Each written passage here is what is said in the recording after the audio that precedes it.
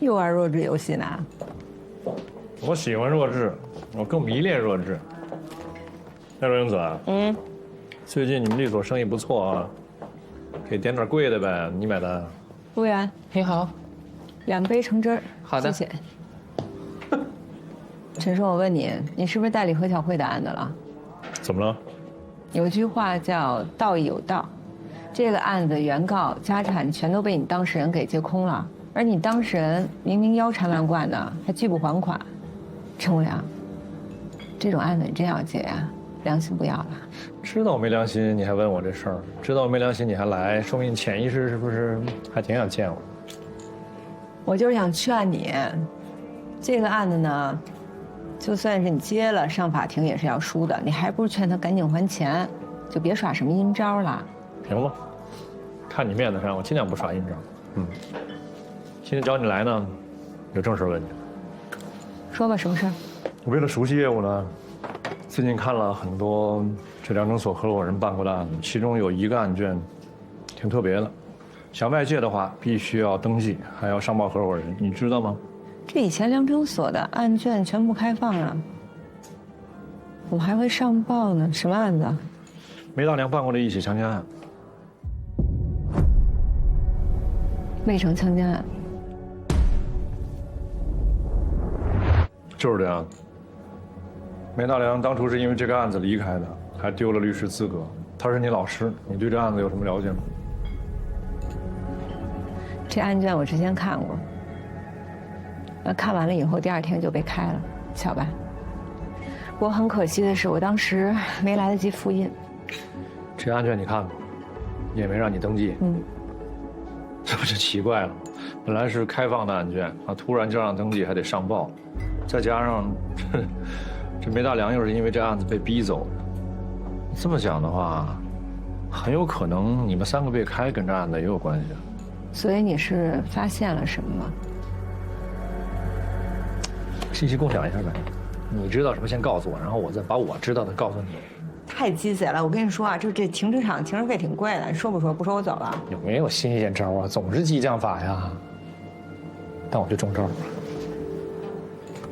我今天看这个案卷的时候啊，偷偷拍了很多照片，那现在我全发给你啊，你自己回去好好研究一下，有什么发现的话，跟我互通有无。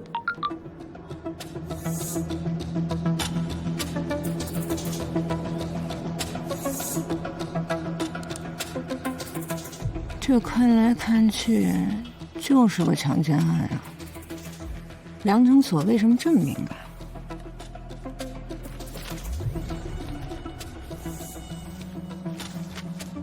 所里又不只是一个强奸案，过去怎么不说保护隐私不外泄？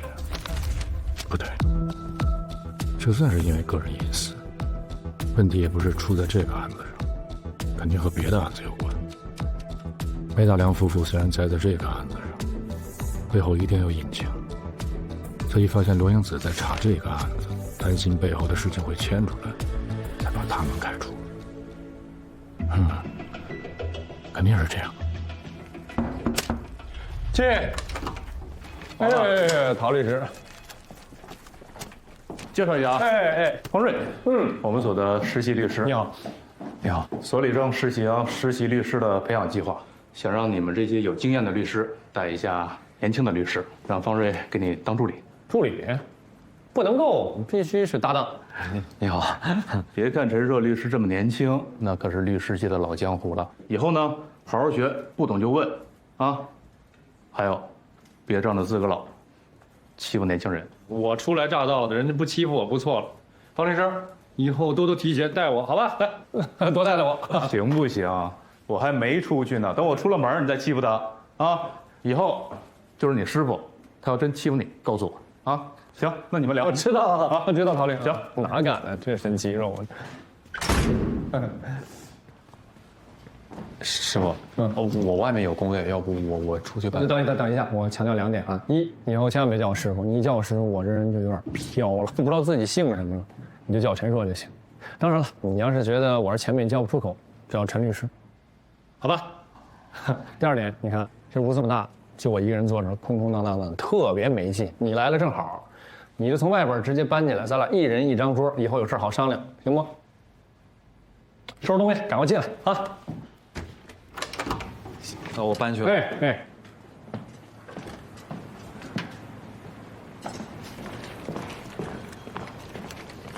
啊，宇哥，哎，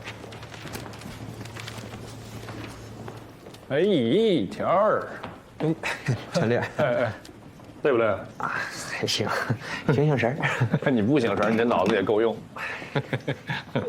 跟你说个事儿啊，本来想成了之后再跟你说，但眼见吧，这肯定是成不了了。但得告诉你，让你知道我的心意。你什么事儿？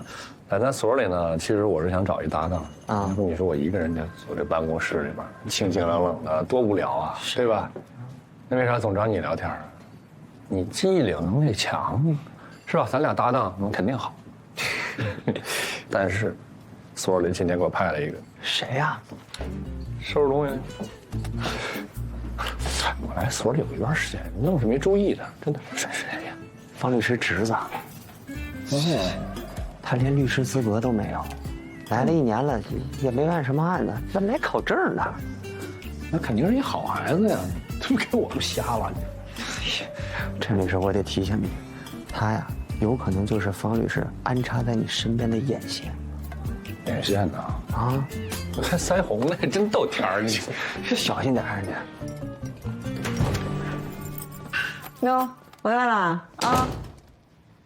你看什么呢？这么认真？哎，不是，我回来的时候你们俩都不在，你去哪儿了？我去见了一个客户，是我一师姐介绍的，也算是帮咱们拓宽客源了。哦，对了，良城所那边我打听了一下，何巧慧那个案子对手居然是老韩。既然不是陈硕，是老韩呐，老韩还能干出什么来呀？用脚趾头都能想得出来，他肯定是托呗。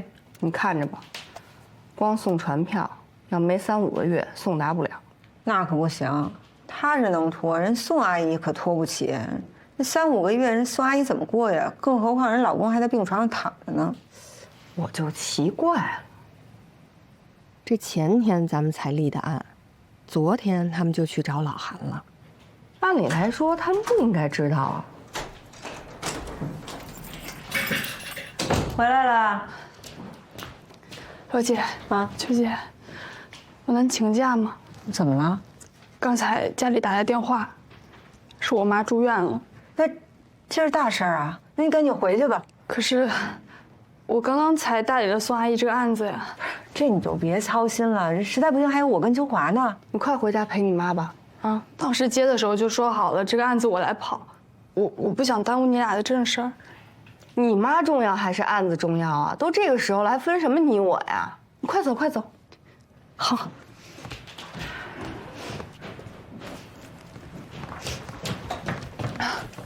对了，罗姐，宋阿姨已经把起诉的事情告诉何巧慧了，想着她能主动还款，到时候你们记得联系一下她。啊？谁让宋阿姨告诉何巧慧的？我不是再三嘱咐她要保密的吗？对啊，我让宋阿姨。对不起，秋姐，我不知道你嘱咐过她，我以为我们起诉是光明正大的，不用保密。我真服了你了，夏叔，你赶紧回家陪你妈，快走，快走。对，赶紧回去吧。你那80万没花完呢吧？有钱吧？有。那就赶紧回去吧。啊，走。注意安全啊！好，到了告诉我们一声。哦。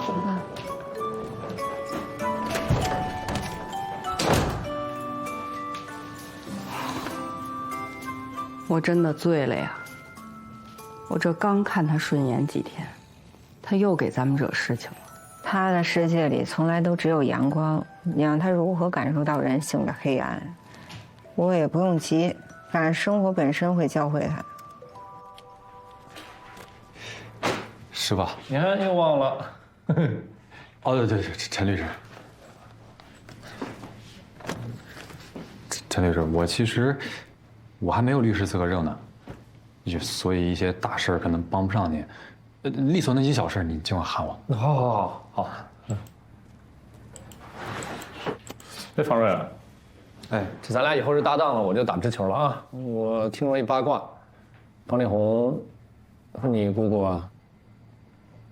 不是谁跟你说的？是不是吧？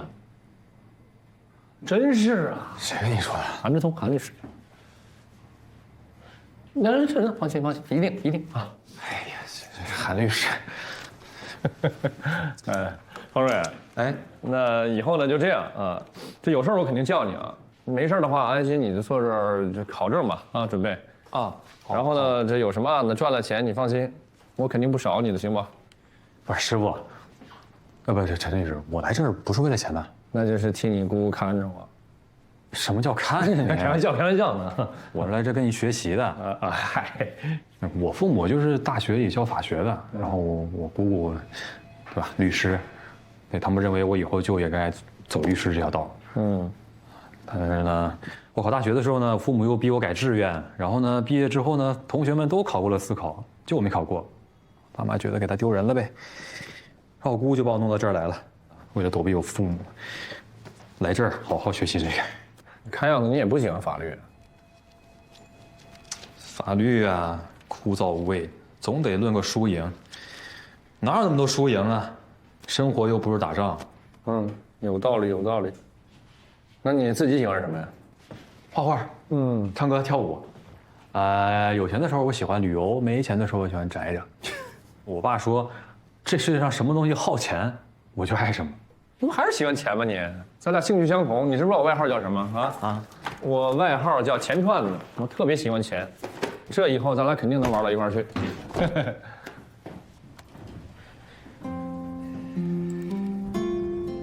于老师，这个关于何巧慧案子开庭的事儿啊，我方的当事人现在生活陷入了困境，这时间上等不起了，您看能不能尽快安排开庭？他没法拍戏啊，传票都还没送达。他人不就在本市吗？前2天他还委托了代理律师呢。我们做了各种努力，都送达不了，电话拒接，邮寄送达被退还，上门去送达，邻居说他们已经不住那儿了。你们能不能提供一个可靠的送达地址，或者被告准确的联系方式？咱不能坐以待毙啊！我要不然联系一下周老板，看能不能找到什么突破口。也行，咱们俩都耗在宋阿姨这儿，性价比太低了。要不这样，明天我带宋阿姨跑一跑，看看能不能找着何巧慧的其他地址。但是得抓紧点，我觉得李叔那儿快等不起了。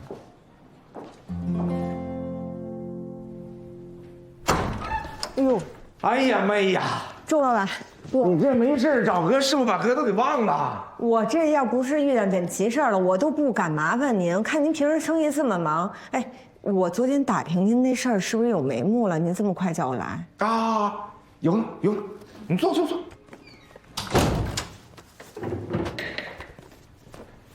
那，你看看，哥昨天看了一眼，哎呀，这何巧慧这2口子绝对是缺德玩意儿。他们那个什么盛茂信贷，做的都是砍头息加贴现的事儿，人家借他钱的那都是救命钱，那他坑的呀，全是打工人和小老板。坑了这么些人呀？他们都不告他们吗？他不告人家就不错了，都是提前要么把人房子给抵押了，要么找一些没出五福的亲戚过来做担保，谁敢告他呀？求他还来不及呢。再说了，这些人缺钱，不会选择打官司这条路的。周老板，您真是帮了我大忙了。就这些材料，就算是不能直接当成证据用，那将来也方便我跟法官沟通了。哎，对了，我还有一件事儿，不着急啊，但是您得帮我想着点儿。我想尽可能多的了解这些受害人的情况，也许将来能派上大用场。行，哥去打听。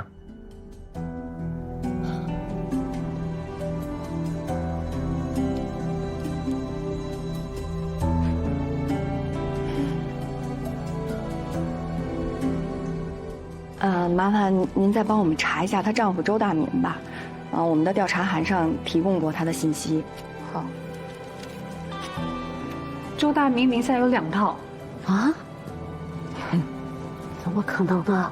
最后一次，他们2个跪在我的面前，要把我手上仅有的50万给借走，说他们已经山穷水尽，连吃饭的钱都没有了。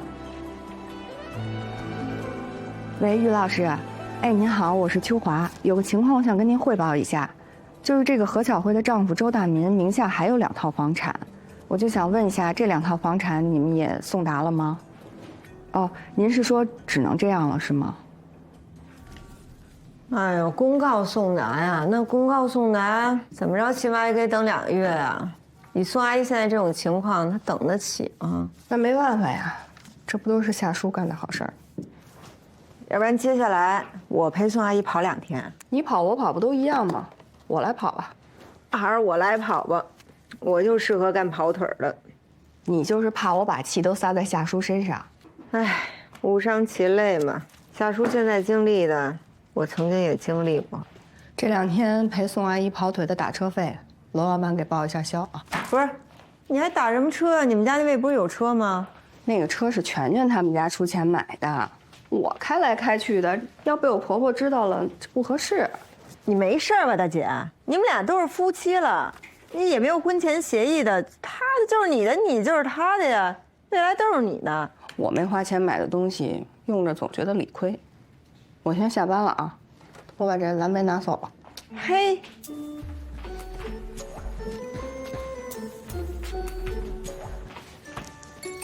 明天见啊！啊，拜拜。160。哟，今天大律师回来这么早呢？你做饭呢？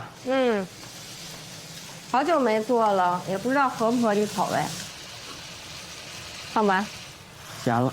咸了。有点咸。那要不我再回锅吧？没事儿，你做什么我都爱吃啊。好，那你赶紧洗手啊。那汤不错，是吧？汤挺好吃。行了，你也吃。全全，我想跟你说件事情。说吧。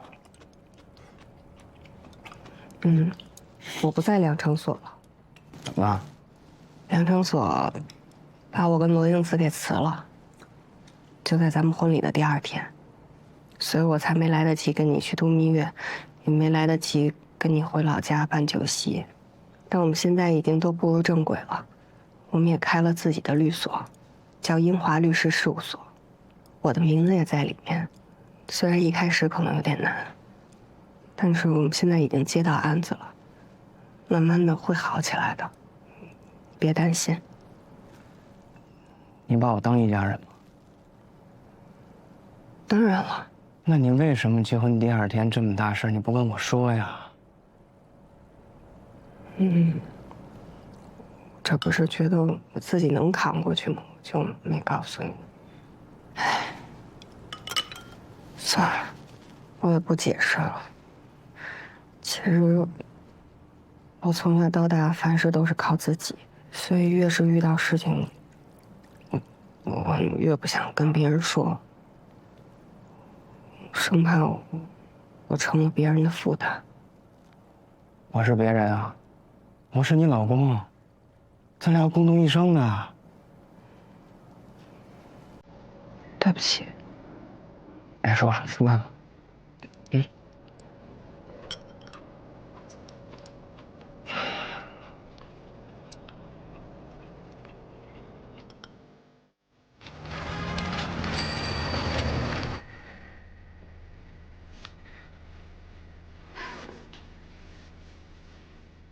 事情本来是这样，就先走一步看一步吧。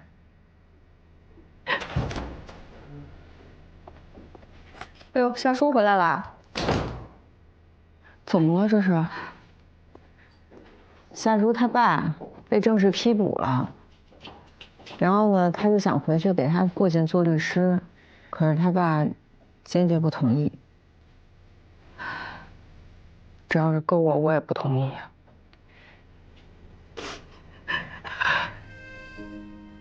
我爸确实是犯了天大的错，可是他是我爸呀，他是爱我的。现在他出事了，我一点忙也帮不上。夏叔，你自己的能力你应该也清楚。既然事情都已经发生了，哭也没用，得赶紧想解决办法呀。你律师找了吗？找。再说，现在也该知道努力了哈。父母把你给养大了，家里出事的时候，你要有努力撑起这个家，知道吗？去洗把脸吧。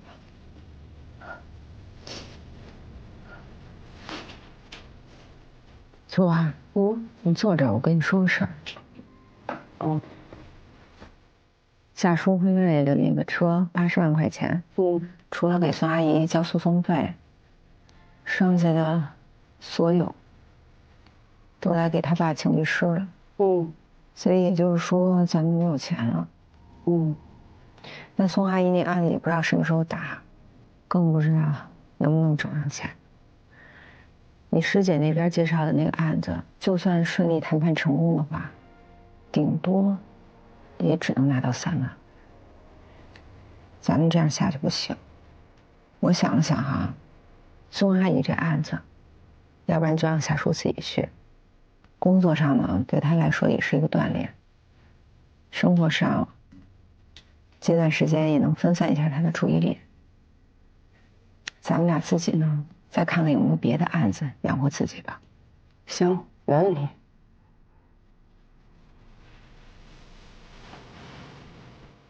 车在那儿呢，这2天就归你了。行。夏叔，你记住了啊，你现在没资格可怜别人，你还不知道自己在别人眼里多可怜呢。只要能抓着他们，无论如何要把传票塞到他们手里。放心吧，他们也不是小孩了，总该知道逃避不能解决问题。走吧。夏叔，你真的长大了，注意安全。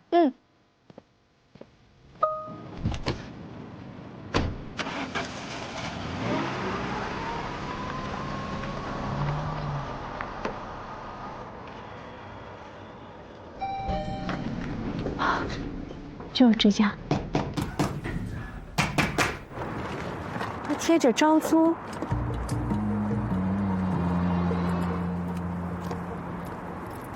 您好，您拨打的号码是空号，请查证后再拨。嗨，你们干嘛呢？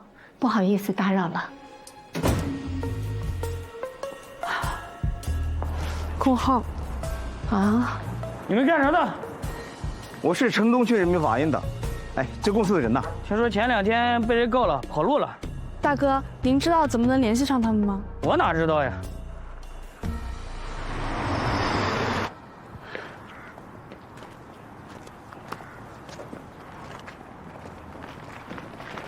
哎，是啥意思啊？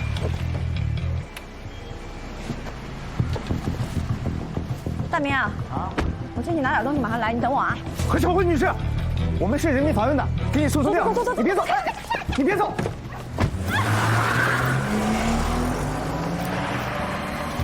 当时您是不在场啊！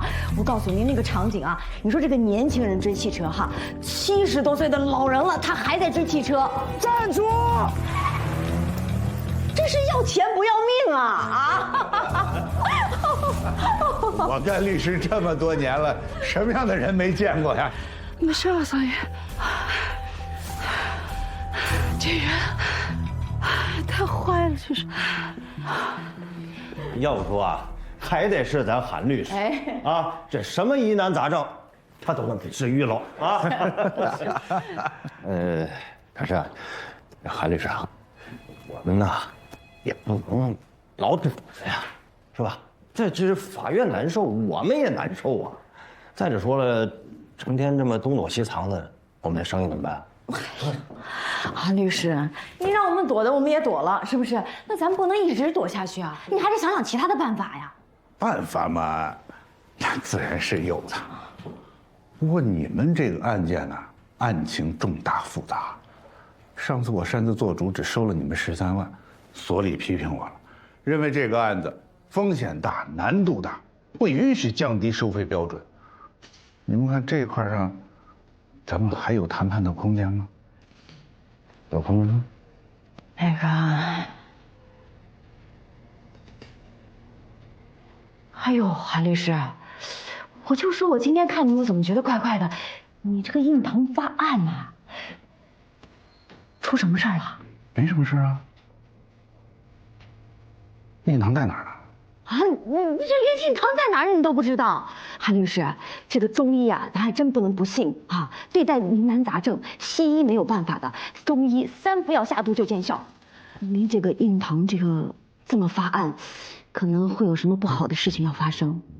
我认识一个老中医，这世界上就没有他看不了的病啊！您看这样啊，您呢帮我们好好的想想办法，等您不忙的时候，我这一脚油门带您去看看这个老中医，给您看看病，您看怎么样？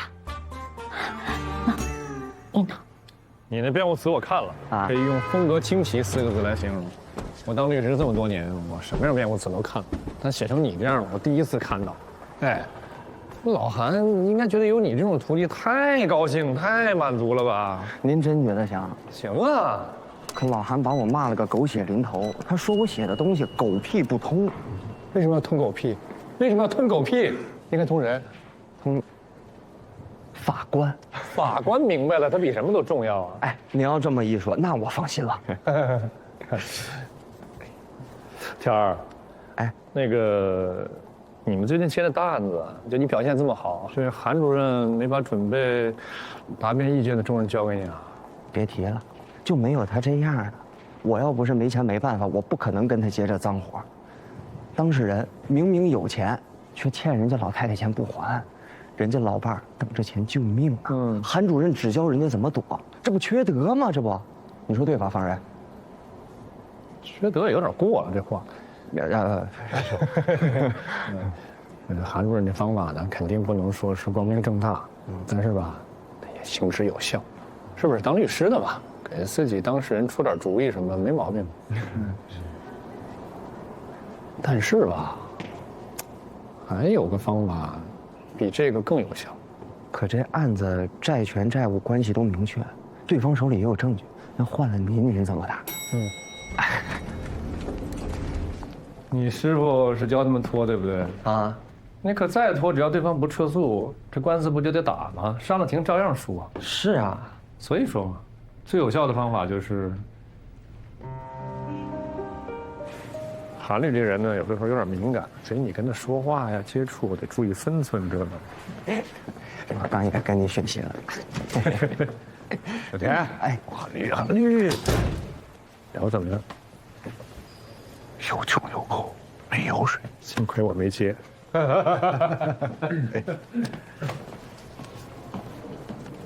不，你买个饭这么长时间呀？您点那家人太多，得排队。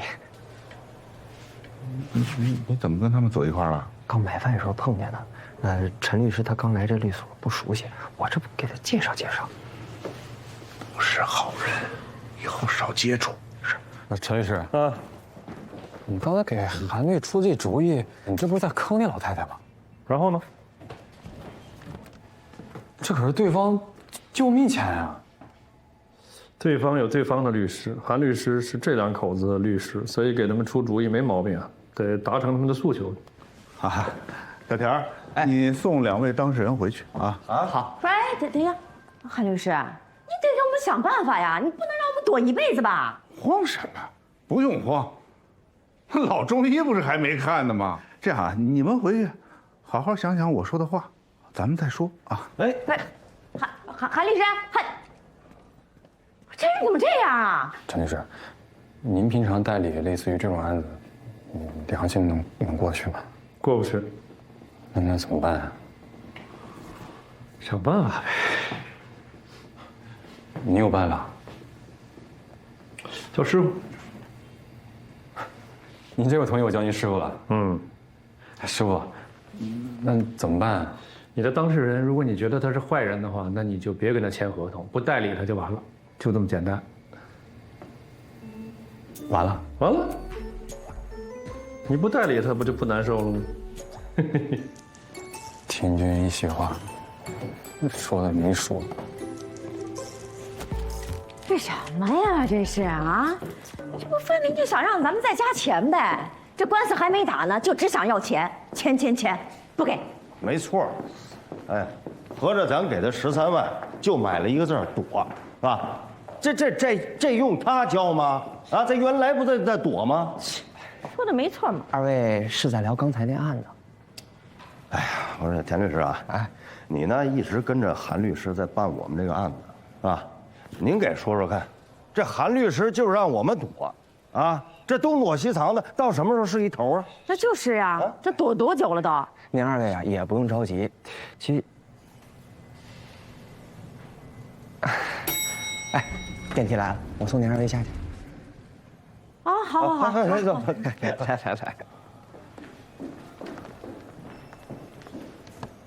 二位说的对，躲呀，它只是权宜之计，但是您这案子呢，也不是没有办法解决。这我这一看你啊，就比那个韩律师啊，哎，这脑子要灵光啊，年轻有为，有闯劲儿。说说你有什么办法？啊，离婚。离婚？啥？啊？啊！不是，这是个招啊！那我师傅怎么就没想到呢？师傅没想到，徒弟想到不也一样？但是啊，我就不知道这韩律师对于你比他聪明这事儿，他会怎么想？陈律师，您不会觉得我傻吧？我提醒他，我宁可提醒当事人，我也不提醒他呀！我有前途，有前途啊！假离婚啊！当初的借款呢，是以谁的名义借的？我的。那当时借的时候，您二位登记了吗？没有啊！我告诉你啊，当时他们家穷得叮当响，哎，真穷假穷不知道，反正就是一个铁公鸡，一毛不拔，几万块钱的彩礼都不出。是真穷。当时我怎么想着嫁给你呢？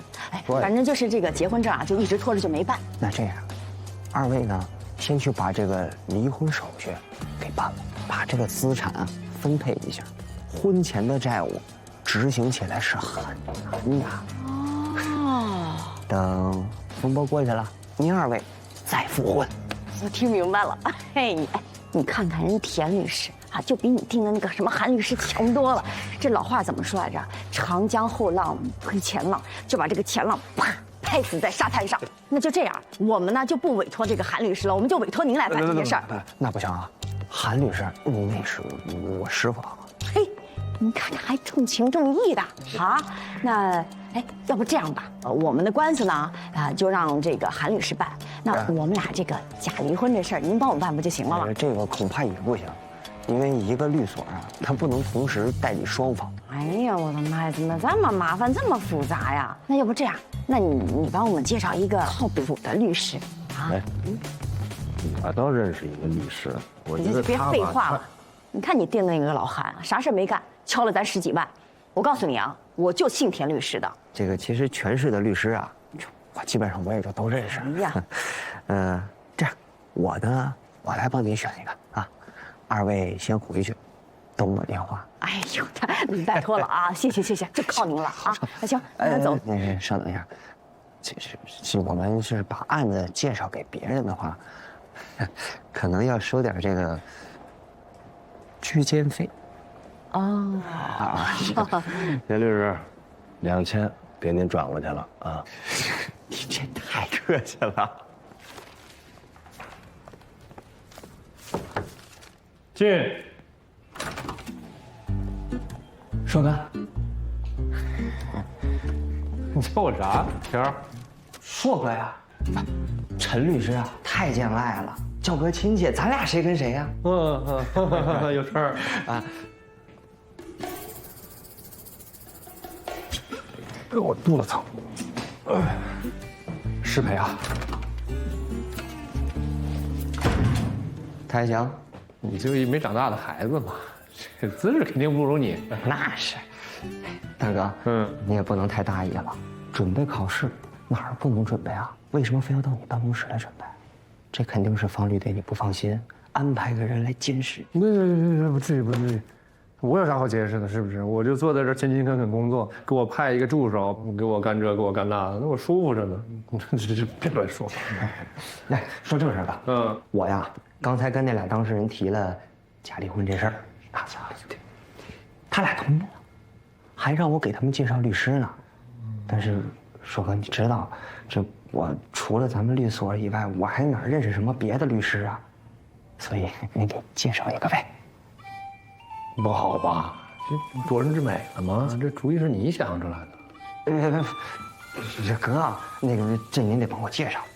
这样，这案子成了以后，我管他们要居间费，我分您1/3，我分您1/3。你这么说，我更不能干了。那成什么了啊？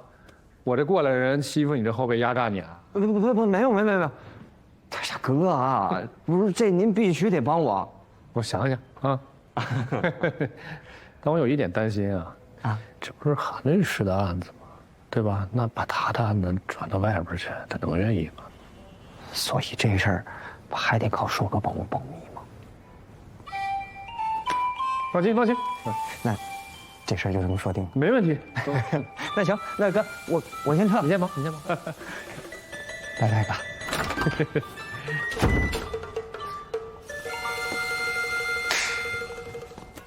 喂，于老师啊，您那边怎么样了？哦，我们这也没送到呢。那您有事随时给我打电话啊。哎，好，拜拜。夏律师，真的对不住，你看都是为了我。不是，我就是想不明白了，这世界上怎么还有这种人呢？他还要不要脸了？这孩子，在我们家出事以前，他不是这样的。夏律师。要不这样，你先歇着，我自己去找他们。宋阿姨，我这开着车都追不上他，您一个人怎么找呀？没事，我想想啊。要不这样吧，他现在不是还愿意接您电话吗？您给他打个电话，就说您现在有一笔钱了，说不定为了这钱，他愿意借您呢。骗人？这不好吧？他们当初骗您的时候，怎么没有想过好不好呢？那咱们也不能跟他们比烂，不是？你要这么说的话，这官司就没法打了。啊，对不起，夏律师，我就是这么想。那你说该怎么办呢？您听我的，您现在就给他打一电话，您告诉他说这钱不着急还了。就说有个亲戚留了笔遗产给你，这好吗？您就听我的吧，给我打一个。哥，咱这躲到啥时候是个头啊？你赶紧出你的牌吧。是，咋办？走。啊。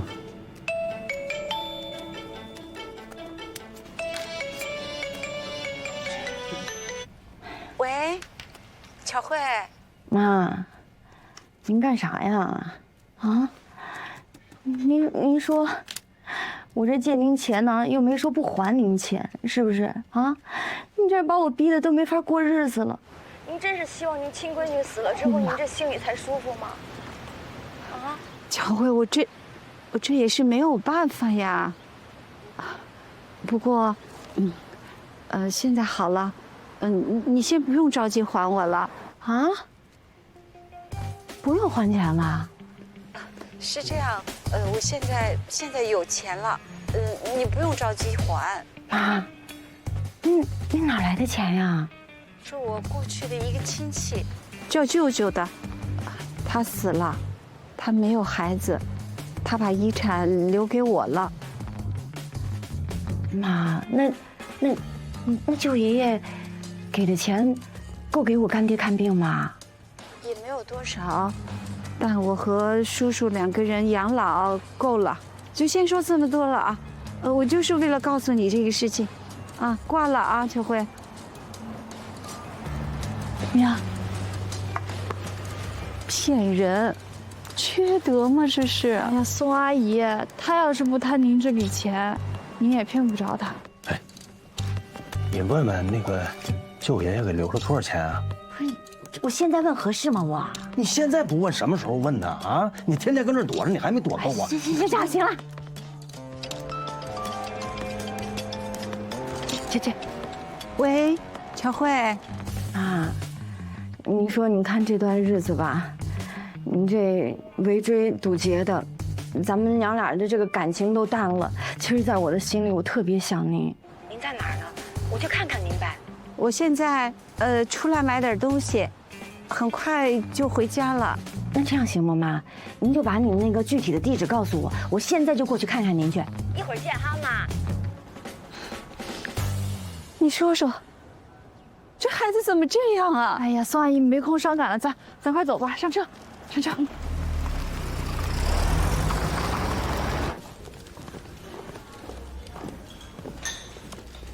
阿叔，哥，我抱一个，我才不抱呢！抱！你心太过了，想死我了！你说你这一走，我这心里边空落落的，就好像失恋了。咱俩这关系不能有啥问题吧？全都是问题。所以啊，不能没事就去找你，我怕一见你呢，我就心生邪念。怎么的？到人家梁城所啊，还没追上罗英子，不行就回来。回来，咱俩继续搭档，我接着你。好马不吃回头草呢。再说，虽然我现在没追上罗英子啊，但是他跟梁城所的关系呢变得势不两立，我跟他终于有了打对头的机会，非赢他不可。你们两个呀，这一物降一物。说吧，这么急找我出了什么事儿？给你介绍一案子啊，离婚案。你别可怜我啊！你别觉得你离开了，我就非得打这些离婚的官司，不能够。不是普通的案子啊，有这个的，要不能找你们。看看，俩人刚因为债务纠纷被起诉了。真离假离？你那么聪明，你懂呢？我不懂。按真的打。哎呀，行吧，我就按真的打，钱我就按真的收。默契。宋阿姨，一会儿他来了，您千万要拖住他，然后我把这传票塞给他。我们这样子骗人不好吧？宋阿姨，你就听我的，这传票不给他，我们开不了庭，啊。好，来了。妈，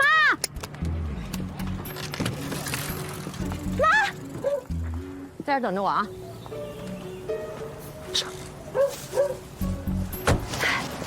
哎呀，我的妈呀！这法院的同志也真是的，怎么给我妈租了这么个地儿啊？哎呦，哎呦，哎呦，哎妈，妈，你看什么呢，妈？你不是一个人呐？妈，你过来接我一趟呗！你看，给你买了这么多东西啊！宋阿姨，往前上，往前。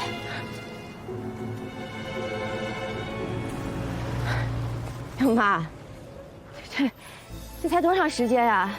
你跟闺女就生分了，啊？何巧慧，你的传票。快走！快走！你有理上班来处理去！走，你躲着干什么？来，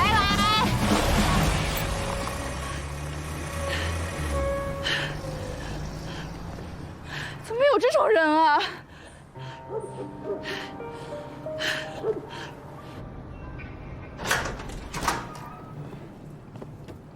我回来啦。我今天给你打电话没接，我以为你不回来吃饭了。你刚才给我打电话的时候，我正在跟别人谈事儿呢，那手机静音没听见。哎，你吃饭了吗？要不给你热热去？哦，不用忙，不用忙，我不吃。怎么了？给我打电话？没啥事儿，就是咱妈又来电话了，还是想让咱回家办个那个酒席。哦，不过我跟我妈解释完了。我说你最近比较忙，刚开律所，然后我说过一段时间再说。谢谢圈圈。哎，就是你跟欧律师，你俩这么年轻出来开律所，有案子接吗？万事开头难，你肯定要经历这么一个过程嘛，但慢慢就会好起来的。你要相信我，你要对我有信心啊！我对你可有信心了。不过你什么事儿你得跟我说一声，万一我要能帮上你呢？法律上面的事情，你也帮不上什么忙呀。我也帮不上什么忙啊，帮不上什么忙啊。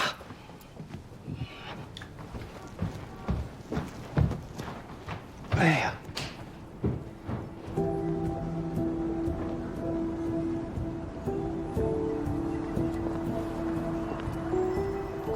他们都知道我老婆是个律师，一直都找我爸想把他们的法律事务交给你来做。啊？你可别小看咱老家的这些企业啊，看这个，国家百强，这不太好吧？这有啥不好的呀？爸是县委书记，那这些企业肯定愿意拿这些事情跟爸套近乎呀。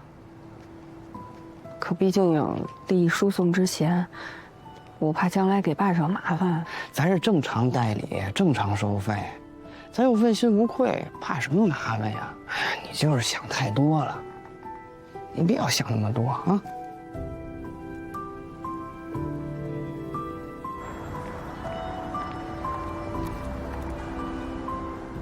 邱律师，您这突然大驾光临，我事先呀也没备什么好茶，您看，你就将就一下吧。啊，谢谢吴总，您不用这么客气。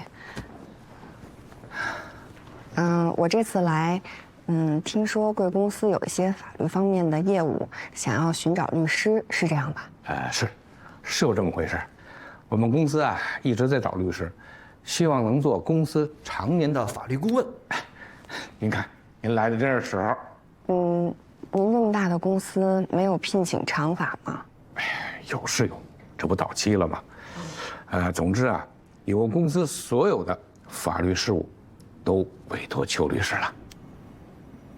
吴总，您都没问一下我们律所的情况，也没有做任何的考察，您就要一下子把这么重要的工作委托给我吗？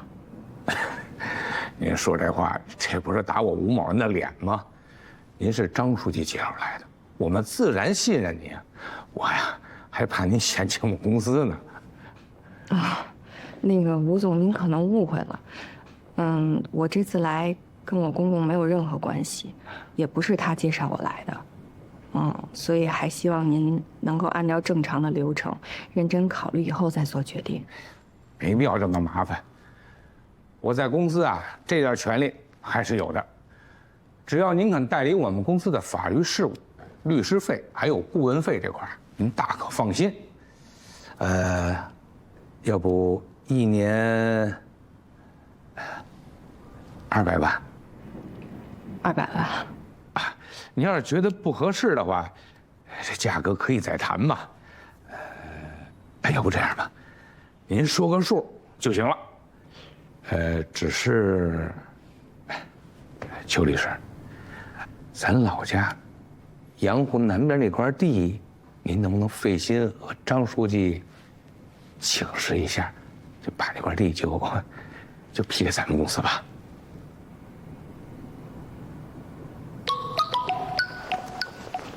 不好意思啊，吴总，我接个电话。喂，秋华，大案子砸脑袋上了，赶紧回来吧啊！什么案子啊？你赶紧回来，回来我告诉你。挂了。先这样，拜拜。吴总，不好意思，我这个有一个案子需要我马上过去。另外我们这个律所刚刚成立，经验啊各方面的都尚显不足，实在没有办法胜任贵公司的工作，真是对不起。耽误您宝贵时间了，那我就先走了。不好意思啊，吴总。不是，邱律师，邱律师，您得考虑考虑啊。你着急忙慌的叫我回来，什么案子啊？夏叔呢？夏叔陪宋阿姨去法院了。我跟你说啊，许金社重新犯罪加脱逃，面临着再次审判，然后他就通过看守所联系我，希望咱们俩当他的辩护律师。真的假的？接不接？接呀！其实这一直就是咱俩的案子。但是许建设是个危险人物，危险也接。英子，其实我有一个感受一直没跟你交流过。当初咱俩把许建设的案子打到发回重审，后来被马丽丽设计把咱俩换了，你什么感受？我能有什么感受？就好像自己含辛茹苦的一把屎一把尿养一孩子，眼看着就要长大成人了，被人横插一刀给我给夺走。其实许建设重判无期的时候，我觉得就像自己败了一样，严重的挫败感。你还有挫败感呢？你也没告诉我，我还以为只有我自己有。大姐了，我也是个人，好不好？说起来，许建设是被玛丽算计，但我总觉得是败在了我们的手里。这下好了，咱们有弥补的机会了。协议我都弄好了。哦，咱去看守所会见许建设。走。许建设，在里面怎么样？挺好的，吃得下，睡得着。是你自己要求让我们做你的辩护律师，对吧？嗯，是。好，那先把代理协议签了吧。好。你可以先看一看，没问题就签了吧。不用看了，直接签。等等，代理费您再看看吧。不用了，谢谢你们，还能接受我的委托。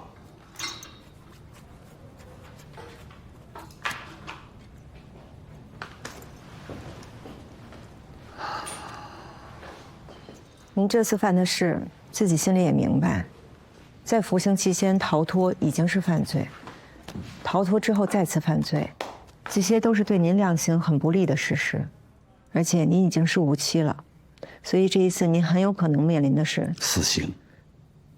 我早就想到了。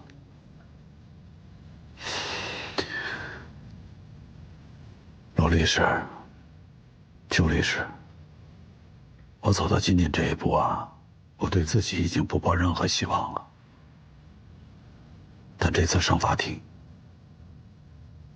我想接受一个公正的审判，也能让我死得心服口服，所以我才找你们二位来。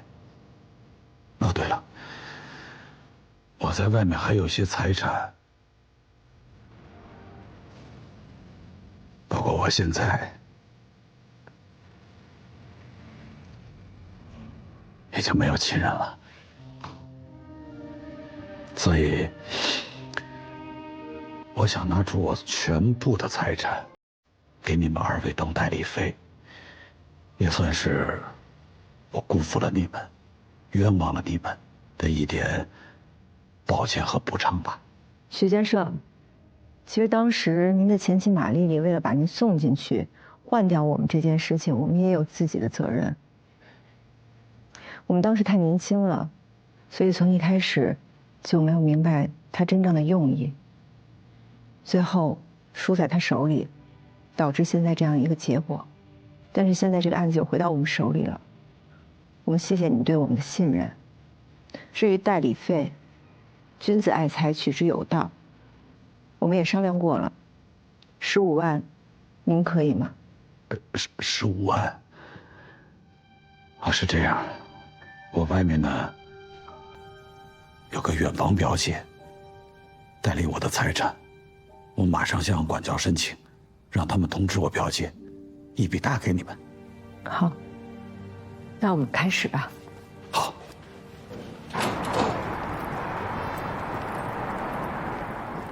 咱们案子又回来喽，更奇妙的是，咱们还有钱赚了。这钱本来就是我们的，好不好？哎，我怎么说来着？船到桥头自然直，你就别那么操心。咱未来还能赚更多的钱呢。哎呦，我看你那小人得志的样子。哎，跟你说一正经的，这现在是不是对咱们律所有点信心了？那之前注册的时候没钱，现在有钱了，出点血吧，姐姐，入点股吧。我这还没捂热呢，就要往外套我的钱。你捂吧捂吧啊！我送你一花盆，你最好能种上，看你能不能越长越多。我考虑考虑。行，您考虑吧。哎，我待会儿请你吃大餐吧。这几天啊，咱俩吃这面条吃的我都快吐了。正好下厨不在，我单独请你，我买单。那行，我得好好宰你一顿。哟，他是不是在我身上安监听了？喂，怎么了？喂，罗姐，怎么办呀？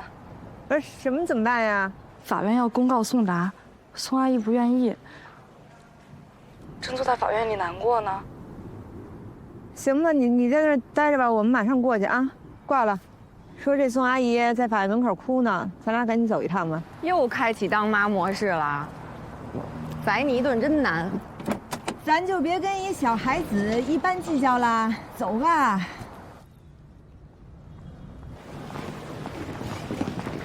他们来了，我就不知道为什么这世上有何小慧这样的奇葩，明明就在，但是就让我们找不到。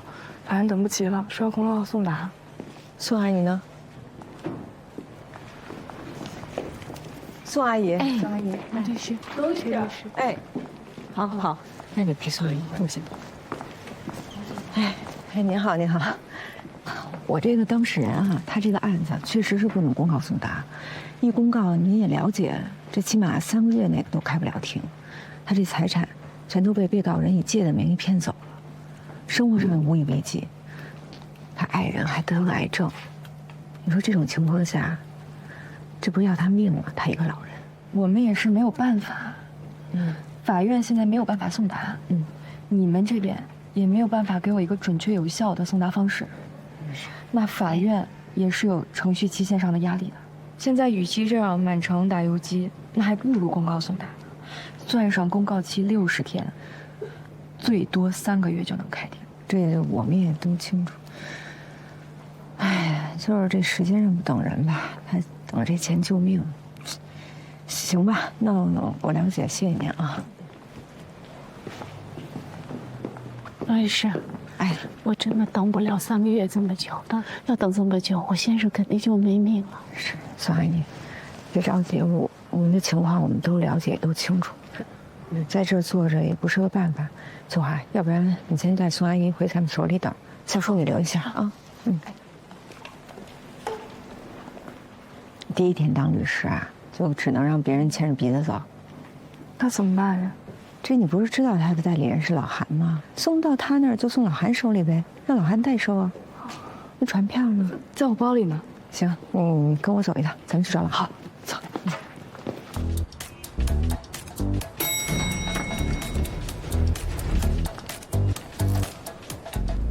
小孙，韩律师在吗？你预约了吗？您没预约，给韩主任打电话。罗律师，你不是不知道规矩，见律师是要预约的，你这样不好。罗律师，现在是办公时间，你这样我也很难办。就说我不在啊。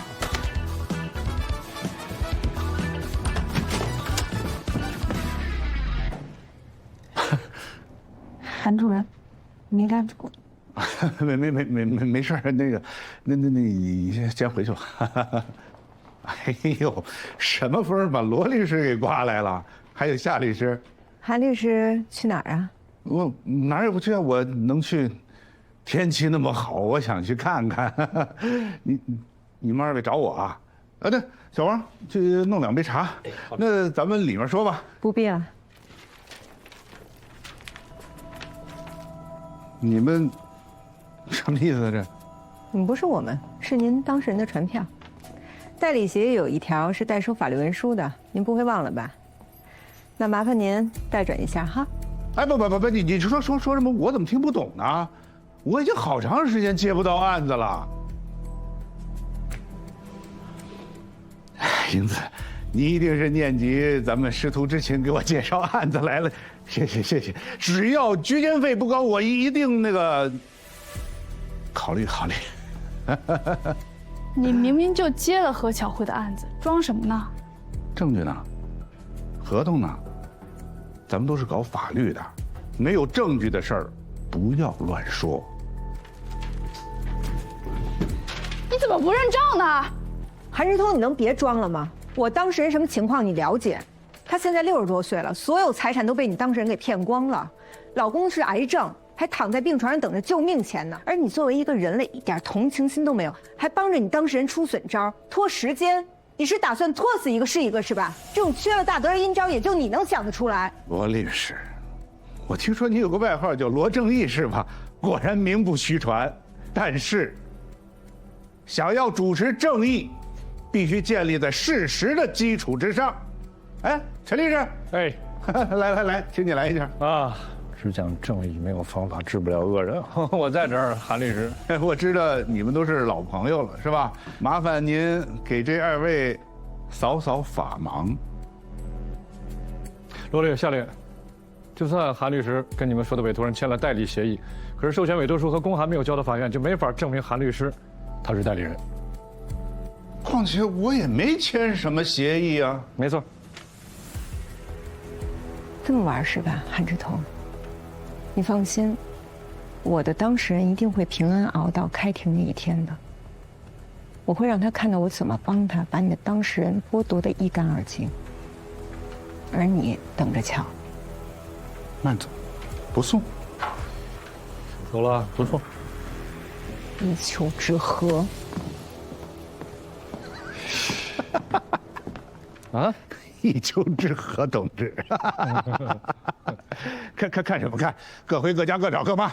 韩律师，可以的啊，什么招都会，什么人都能对付。行，得嘞，拜拜。嗯。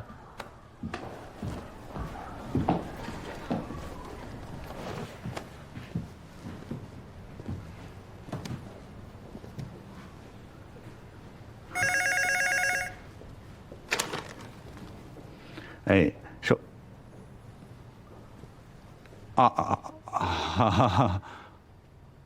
好，那我马上上来。能的他，跑到我那儿指手画脚，就感觉他是一个正义天使一样。我立刻义正辞严地告诉他，想主持正义，必须建立在事实的基础之上。3下2下就给他打懵了。临走的时候，气急败坏的还把陈硕打了一顿。这个案子的情况我大致也了解了一下，明显是你的当事人不占理，将来在法庭上必输无疑啊！老这么拖下去啊，真不是办法。我觉得你还是应该让你的当事人跟对方好好的谈判一下，也许在这种情况下，人家会做一些让步，兴许还一部分就 OK 了嘛。明明走正常程序，说不定我们能全保住，为什么要先让步？这些钱不是他们向对方当事人借的吗？你怎么能全保住呢？你知道对方多大岁数吗？太缺德了，老韩！你们想把对方当事人给熬死啊？哎，你这么做真的是我没想到。你最好劝你的当事人，赶紧承担起还款的义务啊，哪怕还一部分。方律师，我代理的是何巧慧，我必须维护何巧慧的利益。至于对方当事人，那不是罗英子应该维护的。哎，老韩，你不要把事情搞砸了啊！他们连法庭都上不了。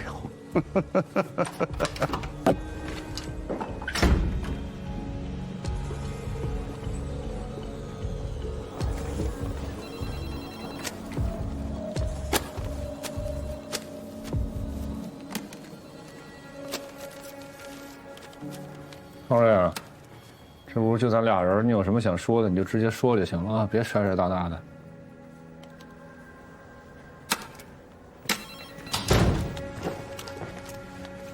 陈律师，你不觉得韩律师这样做有点不太合适吗？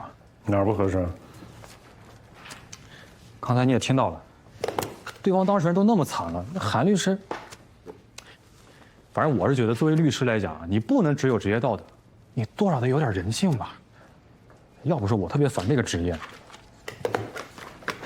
你真啊，我看着我心里就是过不去。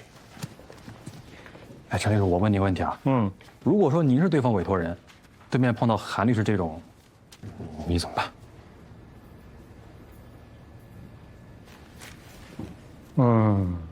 很简单嘛，你就直接去法院告诉立案的法官说韩律师就是他们的代理律师就行，很简单。他刚刚不是说他还没签代理协议吗？哎呦，不是方瑞啊，这韩主任是个什么人，你应该比我清楚，是不是？他是一个没见兔子就把鹰撒了的人吗？有道理。可，哎，就算他签了代理协议，您不是也没证据能证明他吗？真把我给问住了，这事儿。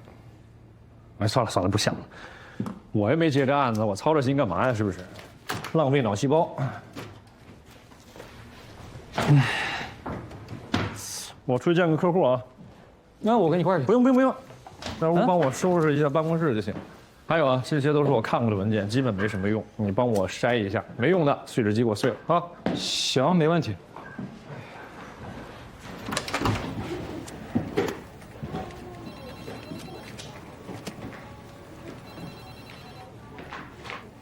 律师，这里。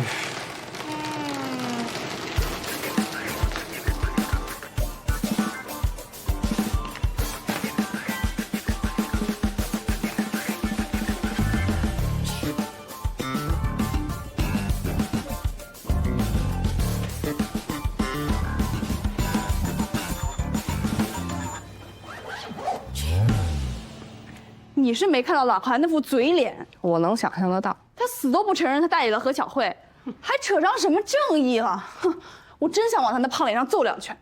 还有那个陈述，也跟着瞎起哄。对方代理律师不是老韩吗？你骂陈硕干嘛呀？为虎作伥者更坏。是。哎，那怎么办呀？现在只能公告送达了。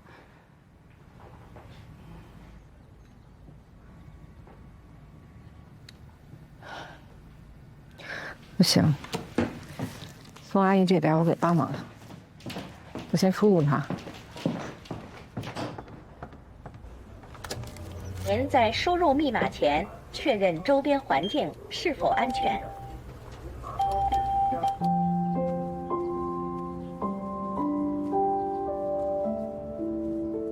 全网客户请注意，保管好个人财物，提高警惕，留意附近可疑人员，防止抢劫案件发生。没事，哎，宋阿姨，或许只能公告了。哦，不过您别担心哈，我们呢一定会尽我们最大的努力的。我这儿呢有1万块钱，您和李先生先拿去用。不行，我绝对不能再要你们的钱了。